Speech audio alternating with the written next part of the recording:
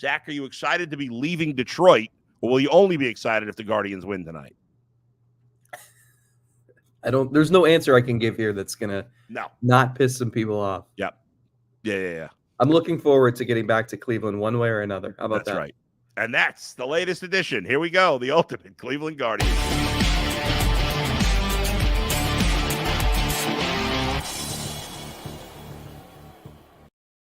Not much scoring. That's the story of the day. Since the Guardians scored 5 runs in the first inning of Game 1, Zach, they have followed that up by playing 25 innings and scoring 2 runs, and they've gone 20 consecutive innings without scoring a run, a franchise postseason record.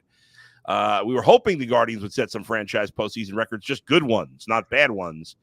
It's been all about their lack of offense. The pitching, frankly, outside of Class A in Game 2, has been pretty much what you want, with very few exceptions. So that's been there. The hitting has not, led by Jose Ramirez. What's your main takeaway of last night and the last 2 games in general?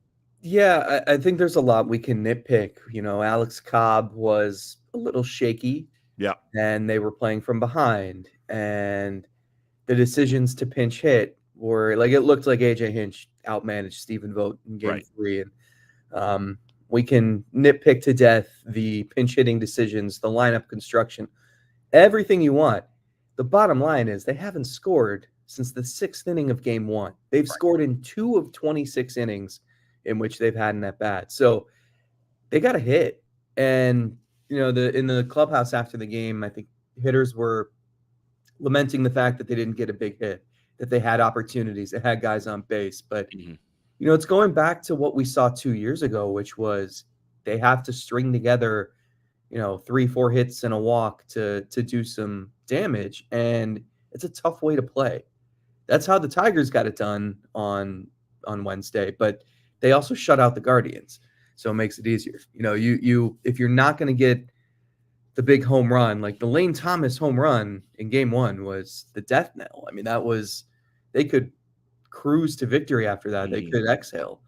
They haven't had that, and it's tough because you get to an elimination game and you're going to feel all the weight of the world. Like to try to separate the fact that the team hasn't scored in 20 innings. So you're in a team-wide rut. You already feel like you got to be the guy to reverse that. And then also the pressure of if we don't win, we're done. Like it feels like it's even more difficult to snap out of something like this. Yes. I mean, there's a lot to unpack there, certainly. And I think it's led, as I said, by Jose. I mean, he has not been a good postseason player to this point in his career. We've seen a lot of great players over the years not be great postseason players. And then all of a sudden they have won postseason. We saw that with A-Rod the last time the Yankees won the World Series. He had been bad in the playoffs in his career with Seattle and the Yankees and others. Really just Seattle. Let's talk Jose for a second because his stats in the postseason are weird. He's either awesome in a series or he's horrendous. And that's the issue. Is like there's no in between. There's no Jose was okay. It's like we have to talk about him because it's either one end of the spectrum or the other. There were 3 series in 2016 when he was like a toddler, but he was 5 for 10 in the division series. He was 9 for 29 in the World Series. It's a 310 average. Yep. He was 1 for 17 against Toronto in the ALCS. So. And it's been 2 for 20 against the Yankees. It's been that way his entire career. He was 0 for 11 against the Astros when they got swept in 2018. He was really good against the Yankees in the division series 2 years ago. He hit 400, but there's no it wasn't a great series, but at least he hit 2 home runs, or you know what I mean? And that makes it so difficult because he's obviously hitting in the middle of the order. You're obviously leaning on him, and in a series like this where the Tigers seemingly always have the advantage in the platoon matchup, he's a switch hitter. So he's the one guy where it's not like you're not worrying about whether it's a lefty or a righty on the mound. No, it's a great point. And you are right about, he's had 3 great series, in 16 against Boston, in 16 against the Cubs, and in 22 against the Yankees. and all the other series, he's probably batting like under 100 combined. There has been no middle ground. You're right. He did hit a homer against Tampa Bay in the series in 22, but and right now he looks like he's in a funk. Do you think he's pressing? It's hard to say. Yeah, it's hard to say with him because he's always in control. Like he's never going to admit that. Right, yeah. He is the most confident player I've ever watched. So it's hard to say. Yeah. Well, you think he's hard on himself. Like he expects perfection. I think at this point in his career, like what I was describing earlier with, if you're a young player, if you're Jhonkensy Noel, you probably feel like I'm one of the few guys who, with one swing, can change a game. I've got to put one into the outfield seats. Mm-hmm. I don't think Jose's feeling that sort of pressure. Yeah, sure. But he's someone who cares about his legacy. He's obsessed with winning. So I think even if he wouldn't admit it, there's natural pressure to deliver. Yeah. Let's go to the pinch hitting because it's something you and I were talking about before the show. Neither one of us liked it a lot. And, Stephen Vogt said to you guys after the game that they knew that Montero wasn't going to be in long. And you asked a question to me that I know you're going to talk to him about today. And it's a great question. Like, if you knew the lefty was coming in relatively early and thus we're going to pinch hit for your lefties, why at the very least, like, all right, Manzardo's going to get up in the first inning. So, okay, but why would you have Brennan in the starting lineup if there's a decent chance the first time he comes up, there's going to be a lefty? It doesn't make any sense.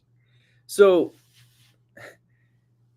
I understand the principle, right? You want your hitters who have drastic splits to face the other-handed pitcher in the critical situations, right?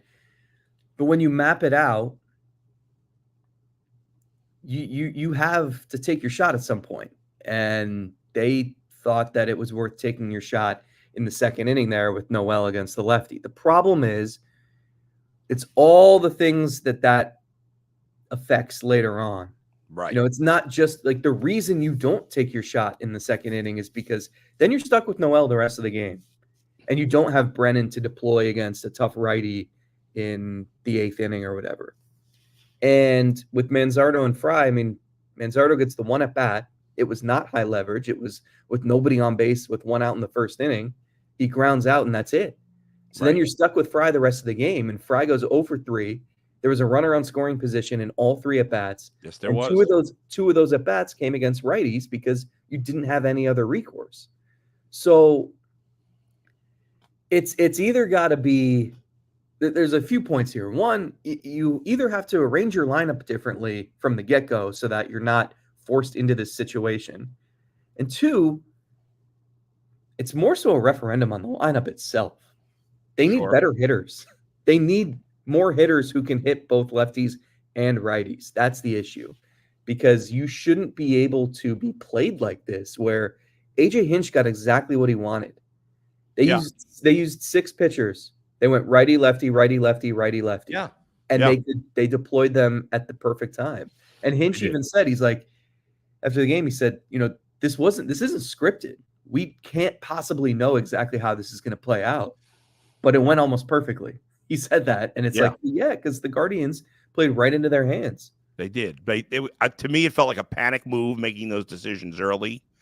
We talked about in the first game how the Tigers felt like they had to play their infield in early because if they didn't score, if they let up another run, it's like they put the whole game in the first inning. And that's kind of what the Guardians did here in the second inning in this situation. And then the third inning by pinch hitting was Manzardo. And the frustrating thing about Manzardo specifically is that he's only had 20 plate appearances in the big leagues against lefties. Like, we don't even know if he can hit lefties. He's your top prospect. If the guy's your top prospect, he should be able to hit lefties and righties. Even Brennan. Now, Brennan, I know, has been terrible against lefties. And you don't want, I understand you don't want to experiment when you don't have to at this time of the year, but he has still only had 125 plate appearances against lefties. I know Yeah, it's really bad in those 125. I get it. But I didn't understand, like, especially pinch hitting for Manzardo. I really didn't understand that at all. the Manzardo's got 1 at bat per game. He's gone to the plate 3 times in Yeah. 3 games. And Skubal is a different story. Like, I understand not wanting Yes. him to Yes. face Skubal, but he's the left-handed hitter. He's supposed to get the bulk of the at bats, Yeah. or at least find the optimal time to put him in the game. And it's tough just because, like, Manzardo's a good hitter, so he earned the opportunity to bat second. Yep. Fry, despite his awful output in the second half, like, still had a good season and still hit lefties well. And so he's your guy hitting second, or Lane Thomas hits second.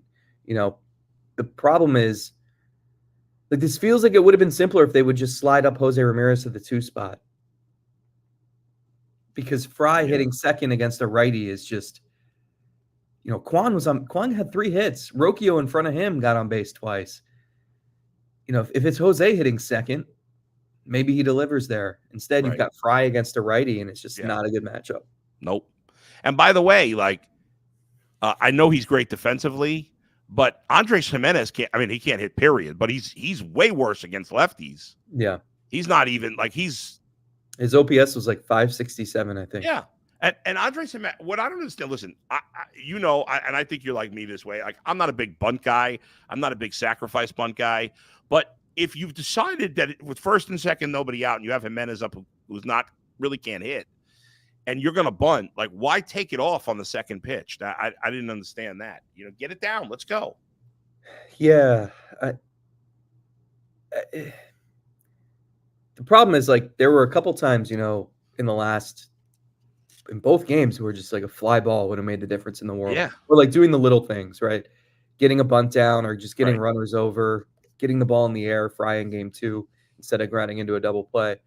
And they haven't been able to do that. And that's why, like, that frustration level has to be reaching a breaking point, because they had opportunities in both games and they couldn't deliver. And you wonder, it's a fine line too. Terry Francona always used to say, like, there's a fine line between looking like a genius and looking like an idiot, and the decisions you make. And, if Giankenzie Noel comes up there in the second inning and hits a 3-run homer, we're probably saying, wow. Yeah, sure. What a smart move by the manager. And he showed AJ Hinch, like, you can try to mix and match all you want. It's not going to work. But that's playoff baseball too. Everything's going to be overanalyzed. Everything's going to be magnified. And you have to live with the decisions. There have been so many decisions that, if Aaron Savali gets Giancarlo Stanton out 2 years ago in the playoffs and throws 6 scoreless innings, we're saying, man, what a job by him. What a decision by Terry Francona. And, the rest is history. But that's not what happens.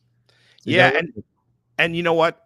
You're probably right. If John Kenzie had pinch hit and hit a home run, we would have probably been talking differently. But the truth is, it still would have been I still think it would have been a fair question to say, why didn't you just start him in that situation? That you brought that up, and that's even a better point than why did you pinch hit? It's why didn't you start him? And guess what?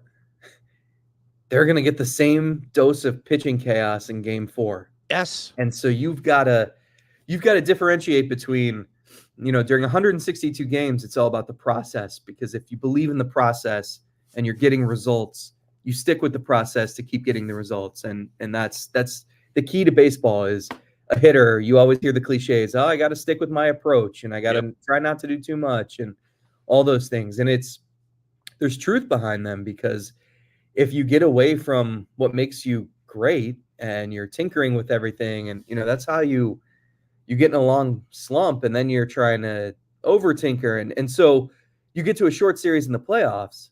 And do they believe in? I mean, Stephen Vogt he voiced that he believed in their decisions and stood by them and said, look, he said we placed some bets and they didn't pay off. We didn't get the big hits that we needed.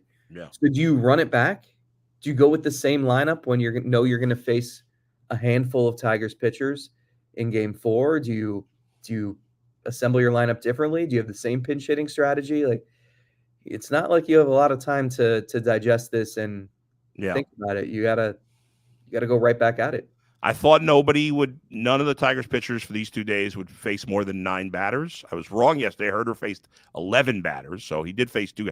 But I think he faced, who was it, Rocchio and Fry twice? Was that? And Quan twice, maybe. I think that's what it was. By the way, I've been saying this. I think Rocchio's swinging a decent bat right now. He was swinging a decent bat in September. He's swinging a decent bat right now. He's had some good at bats. I'd hit Jimenez last, frankly. I mean, he is an absolute zero at the plate right now. Yeah, there's going to be some uncomfortable conversations that we can probably have after the season, especially as the other shortstop in the National League punched his team's ticket to the NLCS. Oof. But that was impressive. They need more. Yeah. All right. Well, all that being said, I still think they're going to win today. And I know, if we get to a game 5, Scooble's going to be a tall task. But one step at a time. You got to win tonight to bring it back home and get your home crowd, and fans will feel better. Obviously, if there's a game 5, even against Scooble, but it's on Tanner Bibee. He's the ace. He's pitched like an ace, at times this season, not the entire season, but at times he pitched great the first game of the series, and they have an advantage there. And unlike a situation with Cobb yesterday, you have a lot more confidence, or at least I do. I'm sure you do as well, in Tanner Bibee going out there and pitching a great game. Yeah. The only hesitation there is it'll be his 6th time facing the Tigers this season. And that's a lot of familiarity. And that's, he threw 13 sinkers in game 1. He doesn't throw sinkers. He threw like 9 of them all year. Mm-hmm. But it shows you he wanted to give them something else to think about because they know everything in his bag. So it'll be interesting to see just how he approaches Tigers hitters. It'll be interesting to see if the Tigers play a little tight today, just because they're in front of the home crowd and they could celebrate. Mm-hmm. Like they can sniff the champagne. They can sense it. And the other thing is, how quick of a hook do you have if you're Stephen Vogt? Yeah, Bibee is your ace. He pitched great in game 1, but because the Tigers know him, because your back's against the wall, because you have an off day tomorrow, even if you win, you have 100 off days tomorrow if you lose. Isn't this the day that Cade Smith's got to go 40 pitches if he can? Isn't this the 100%. Day that Hunter Gaddis has to, you know what I mean? So when you're in an elimination game, Zach, if there's any sign of any pitcher looking off, it's an elimination game. You gotta make that move. So, yes, if Bibee doesn't look sharp, there's no time to wait, especially because the Guardians can't score right now. Obviously, if that continues, it doesn't matter what you do with the pitching. They've got to find a way to get these bats cooking, and I think scoring in the first inning today Captain Obvious, but it would be just massive. Yeah. And Quan's played well. I mean, Quan's been their best player in this series. He's done a great job, but they need help. They need to drive him in. Do you know the last time Cleveland won a playoff elimination game? The last time a game where if they win, it's if they lost, they went home. They're out. Yep. Okay. Last time they won, it was not in 16. They never had a chance to be eliminated except for Game 7 against the Cubs. Mm-hmm. It was not. Wow.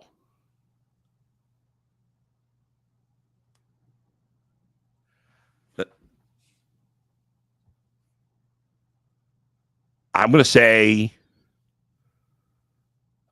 before I was born. No. Not that long ago. Go ahead. Game 6 of the 1997 World Series. Oh, yeah. That was 9,847 days ago. Oh, my God. Man, I thought it was even longer. You were just a wee lad. I was going through in my head all the years, and I didn't think of that one. Yeah, that was Chad OJ, pitched well. Omar Vizquel made like that diving stop in the hole and threw out Charles Johnson to preserve the lead. And now, how many elimination games have they played since then? But it's double digits. I mean, they lost the next night. Right. Yeah. And then in 98, they lost. They were up 2-1 against the Yankees in the ALCS, the 114 win Yankees. Yeah. And then lost 3 straight. Right. So that's so 2. They lost the one. Yeah, that's 2.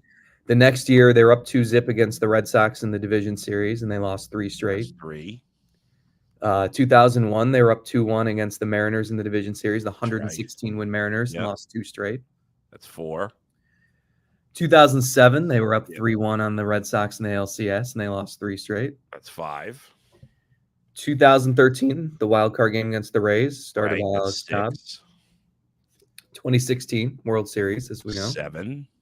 2017, choking against the Yankees. 8. The Astros. The Astros the next year. 2020 9. against the Yankees in the wild card round. That's 10. 2022 against the Yankees. 11. So it's 11 in a row. Yeah. And think about how many times we just said that they had a lead in the series. Right. And coughed it up. So maybe they're due to turn it around and come back. Right. It's been 27 years since they've won an elimination game. They've lost 11 straight. We just figured it out. I thought it was the 1940s. Look, if you've got a 76-year championship drought, probably have to have a streak like this somewhere, right? Man. All right. Well, hey, hopefully they can do it. Have they ever come back and won a series where they were facing an elimination before the last game? Like, have they ever won 2 or more games in a row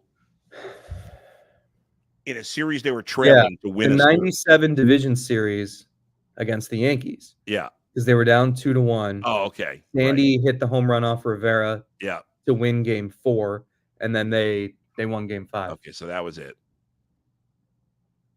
Right. And that was the only time the Yankees didn't go to the World Series during that stretch.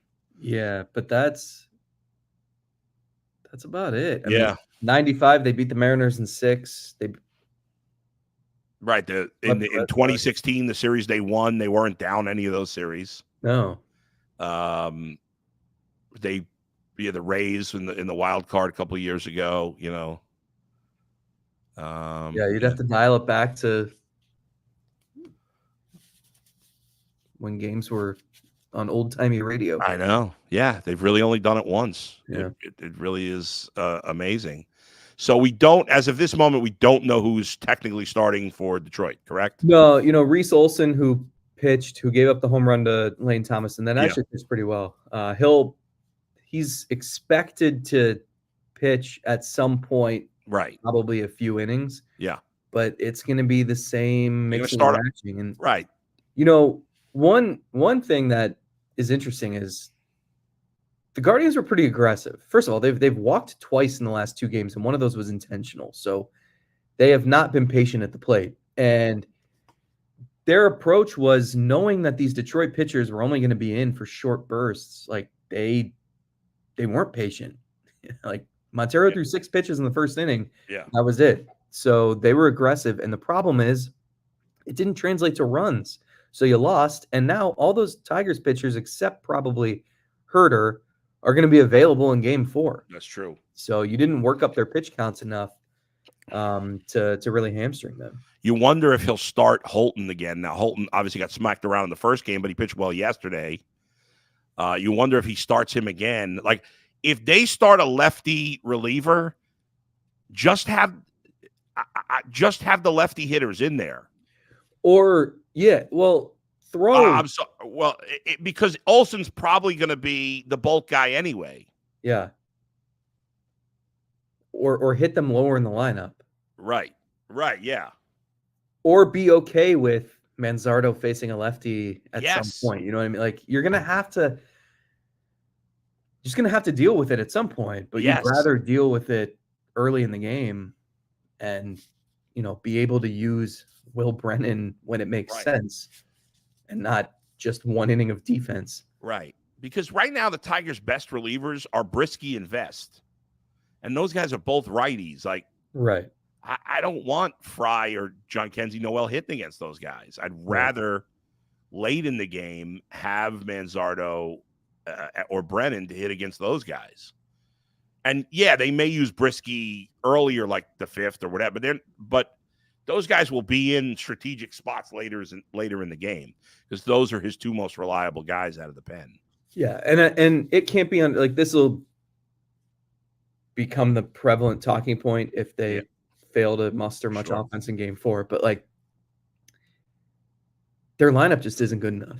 Like you can't if a bullpen game can mess with your strategy true. much, you don't have enough good hitters in your lineup. Well, and your top of the lineup hitters, your all-stars besides Kwan have not gotten it done. Correct. They've not done enough.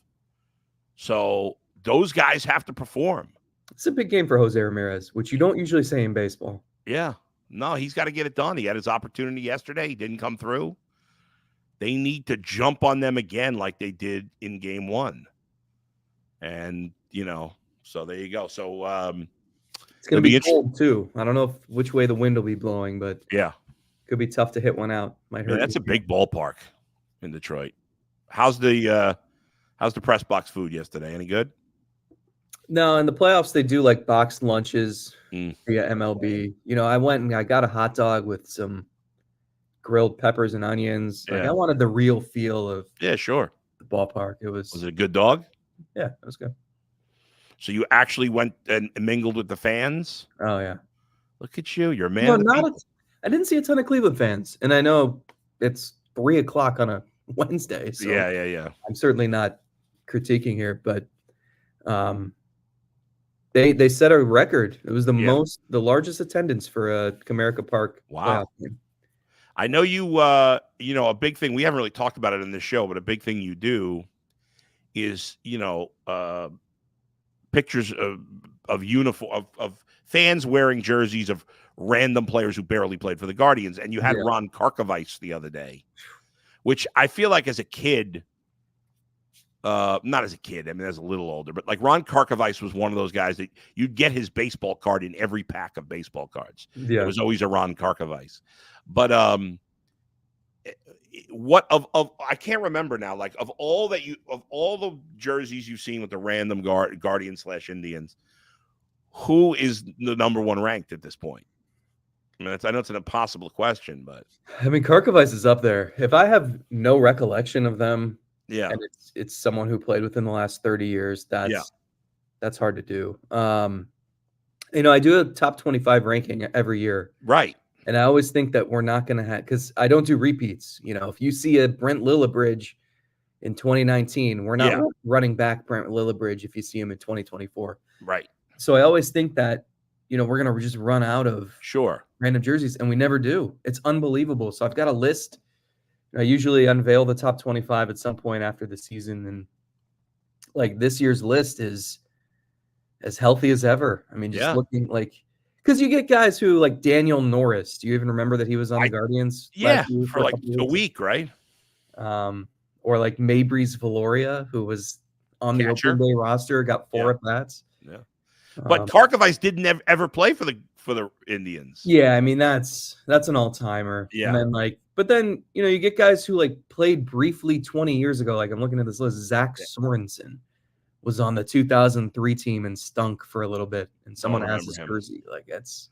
Do you think these people are now doing it purposely to get acknowledged by you? They should. I hope so. I think they are. Like, why else would you have a Ron Karkovice? I mean, I don't even think there's any. There probably can't even be many White Sox fans that have a Ron Karkovice jersey. Right. And you can usually explain it because, you go to like Guards Fest and there's the rack of jerseys from players who they're just trying to get rid of. But you're still paying like $75 to wear a Delino DeShields Jr. jersey. Like that's a choice that you're making. Yeah, exactly. So I don't know. Yeah, it's weird, but I think they're doing it just to impress you. They should. It's working, and they get their moment in the sun. Kevin Romberg. Have you seen a Kevin Romberg? I actually think yes. Because I remember looking up like the details on him. Yeah. I don't know if it was this year.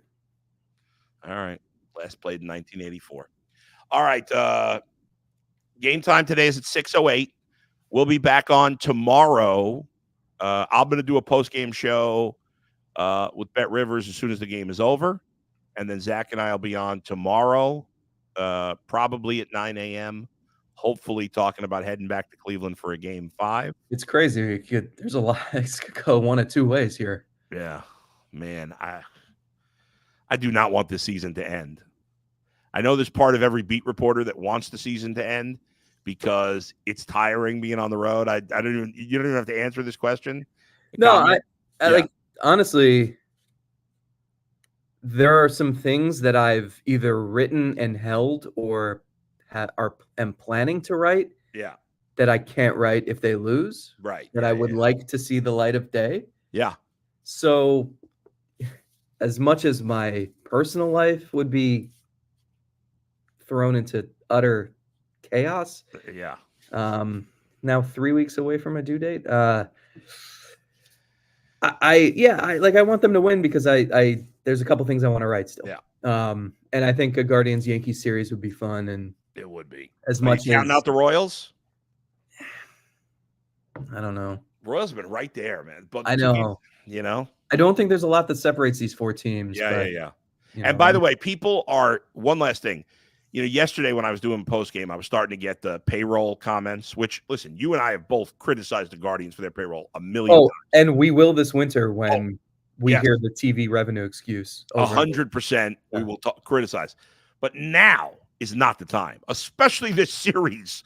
Yeah, there is nobody on the Tigers making any money. Nobody.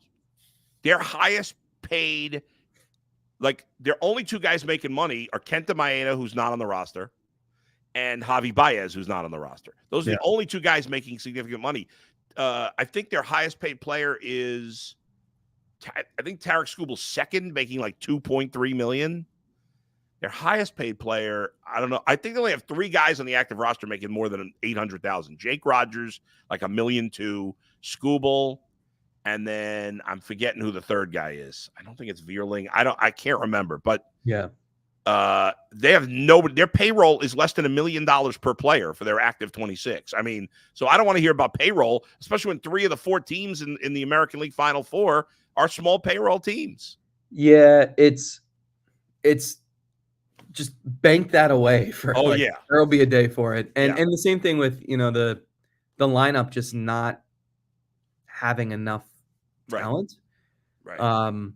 Is a valid point, but it still has more than Detroit's lineup, I think. That's right. And so the bottom line in all of this is we can make all the excuses and we can criticize all these different things, and it's valid. Yeah. But you got to just deliver. Yeah. Get the hits when you need the hits. Jose Ramirez is making more money than every Tiger hitter on their roster combined. So he better come through. Let's go. Yeah. Love you, Jose. We've lauded you for every year you've been here. Not saying he sucks if he doesn't come through today, but come through. Let's go. Get this home. Get this to a game 5. Let's win that one against Skubal, and then you build. Then you want to talk about momentum. You win these 2 games, beat Skubal in a game 5. You're going to feel like you can't lose to anybody if you do that. All right. So the first words out of your mouth in 23 and a half hours will be what? Let's go. Let's go. Bring it back to Cleveland. The Guardians have won it. They're going to win 4-2 today. 4-2. Jose's going to come through. He's going to hit a 2-run homer in the first inning, following a Quan. We're going to have a Quan single, then an out, then a 2-run homer by Jose in the first inning. Guardians win 4-2. Bibee pitches 5 1/3. And I'm going crazy. 5 1/3. 5.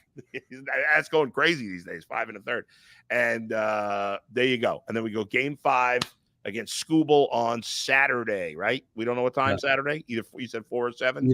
I think it's either 4:30 or 8, depending on if the Yankees play.